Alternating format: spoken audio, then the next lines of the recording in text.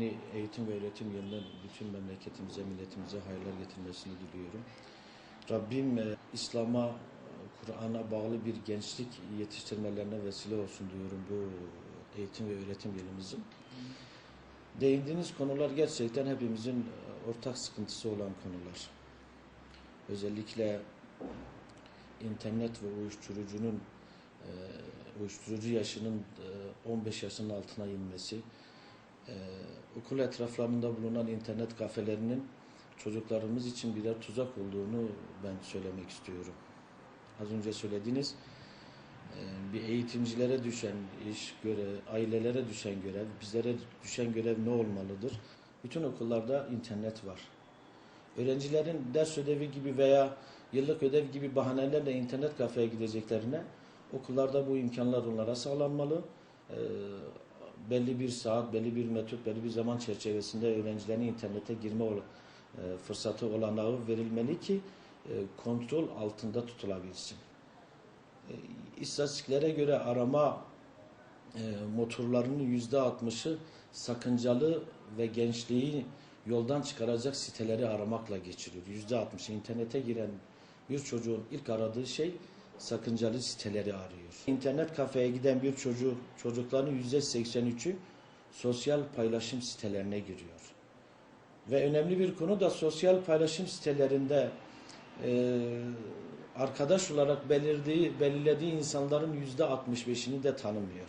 Evde bir internet olacaksa oturma salonunda olsun. Çocuklara özel bir odada olmasın. Yetkililere çağrımız bir an önce bu internet kafelere bir çeki düzen verilmesi hususunda kendilerine düşen görevleri yapmasıdır. Yani eğitim ve öğretim yılının her başlangıç senesinde biz bu tür sorunlarla karşılaşıyoruz.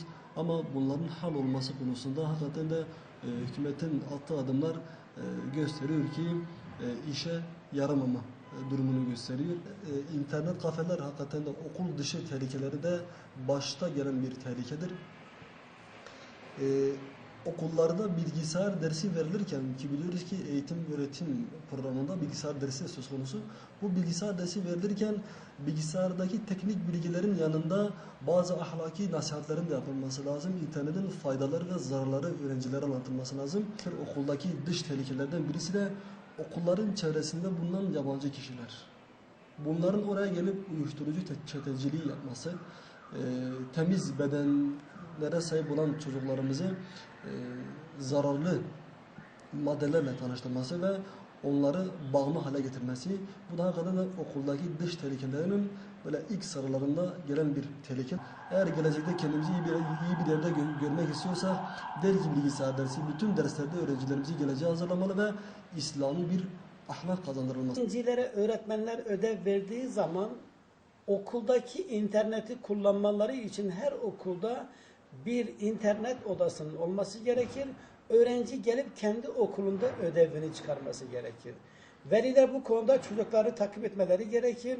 Çok küçük çocuklar hala internet kafelerde çocuk çantasını alıyor, ben okula gidiyorum, okula gelmiyor, direkt internet kafeye gidiyorum. Van valimizin yani emniyetle birlikte bu işe el atıp internet kafelerin sıkı denetlenmesi gerekir.